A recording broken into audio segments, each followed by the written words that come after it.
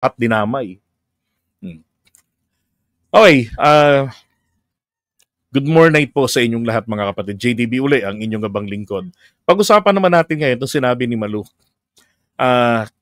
Doubt very much if he will come home, he's referring to Saldico. Kasi mukhang dala niyang lahat yung records niya.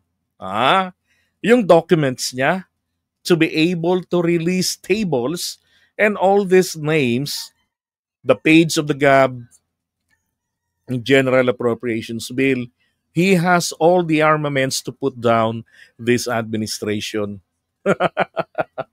Paano niyang magagawa yon ni Saldico? Ibig sabihin po ni Malu, magagawa yun ni Saldico sa pamamagitan ng Marites style.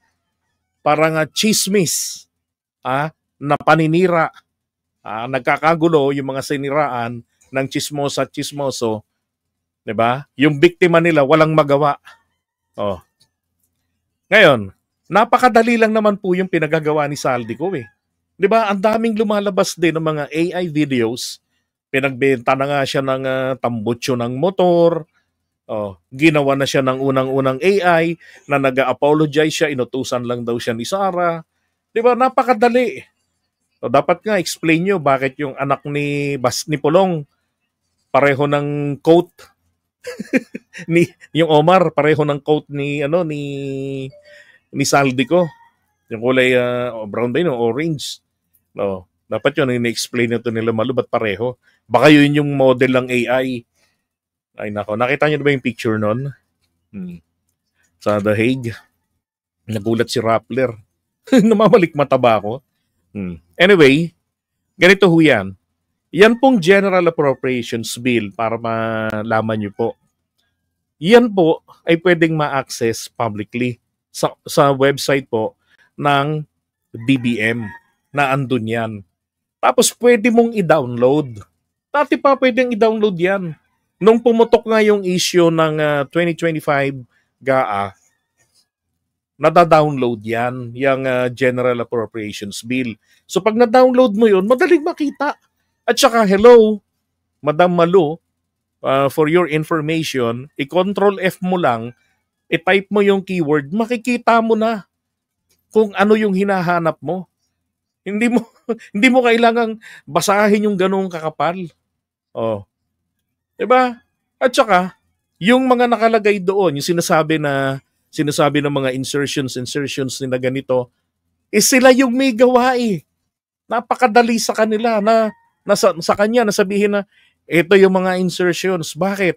Sila kasi yung gumawa. Although, pag yung BICAM na tinutukoy doon yung BICAM ng Senado at saka ng Kongreso, yung BICAM na yon ay tawag dito, napakadali nila kasi sabihin man natin hindi man kabilang sa BICAM reps members etong si Saldico. May mga alipores yan eh. Bakit hindi pagsalitain ni Saldico sino-sino ang mga gumawa ng insertions? Hindi ba? Para maging kapani-paniwala. Dapat yun ang kinukulaw ni Malu. Na Saldico, napakita mo yung mga pages, madali lang yan, pwedeng i-control F yan, naka-spreadsheet yan, Excel format, pwede yan mahanap. Dapat, di ba? Sino-sino yung mga nag-insert? Kasi hindi ka kabilang sa BICAM. So, sino mag-i-insertion? Sinong magpo-push? Sinong makikipag-diskusyon? Di ba? Ang kalukuhan ng mga to. Alam niyo, hindi ho porket sinabi ni Saldico. Sabihin na natin katotohanan. Ito alam niyo ba yung bagong update 2 days ago ng Korte Suprema tungkol sa mga pugante? Correct me if I'm wrong, please type number 2. Kung si Saldico po ay isang pugante o hindi. Kung hindi, do nothing. Kung siya po ay pugante nga, please type number 2. Kasi doon sa bagong update ng Korte Suprema, ang nabasa ko doon, ang sabi nila, ito daw pong mga pugante. Tama pala. Thank you. Thank you. Ang sabi po ng Korte Suprema, etong mga pugante daw, kabilang ni Saldico, ay wala pong karapatan for legal relief. Ano ho ang ibig sabihin nun?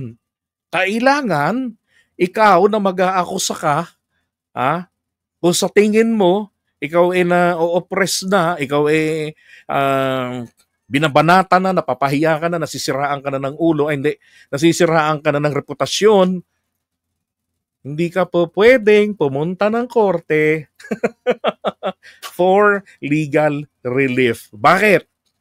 Unang-una, puganti ka. Ang sabi ng batas, yung mga abogado rito, andito si ano kanina, nakalimutan, wala na. Basta andito, babae. Si Angelita Marcos. Alam ko abogado yun eh. Tsaka si attorney yun nasa Japan. Higop nga muna ako ng kape.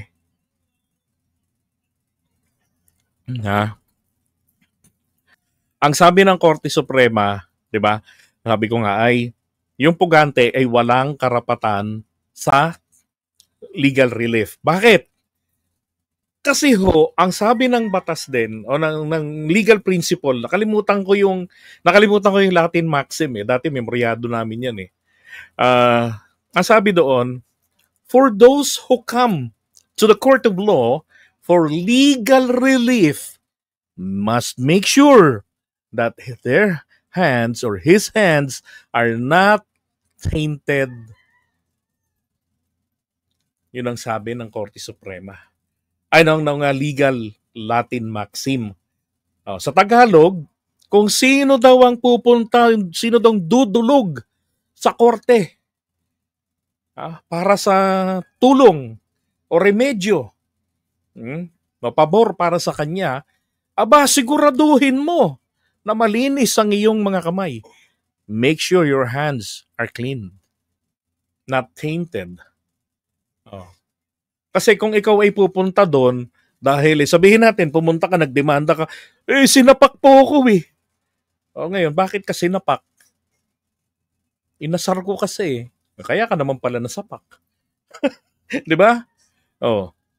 Ganon. Okay?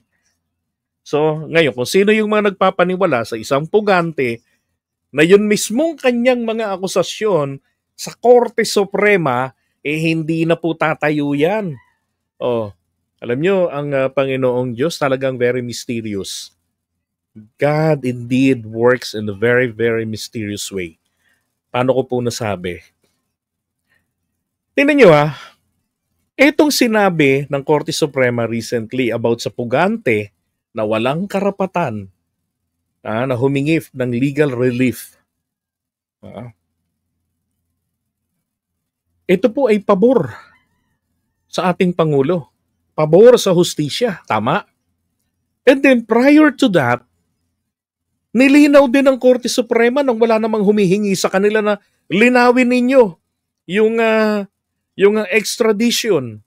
Di ba? Anong ginawa ng Korte Suprema? Siguro nakita nila, lagi na nga nang sinasabi ng maraming kababayan natin, dapat kapag ka nagugulumihana ng mga mamamayan sa mga batas, magkusa naman kayong maglinaw. Tingin ko nakikinig na po ang Korte Suprema. Di ba biglang nilinaw nila ang extradition? Kailan, kanino ito applicable? Kasi pinagtatalunan si Bato, kailangan i-extradite. Kaya tuwan-tuwa ako, sabi ko, grabe, no? Iniloob ng Panginoong Diyos na hindi tayo maging abogado. Tapos yung paliwanag natin, tumpak. Tumpak sa totoo lang, inakabahan akong pag nagpapaliwanag kahit konti. Kasi may mga abogado rin dito nanonood sa atin. May mga low background. Ay, nako, kagaya ni Attorney Maripas Gana din. Ay, nako.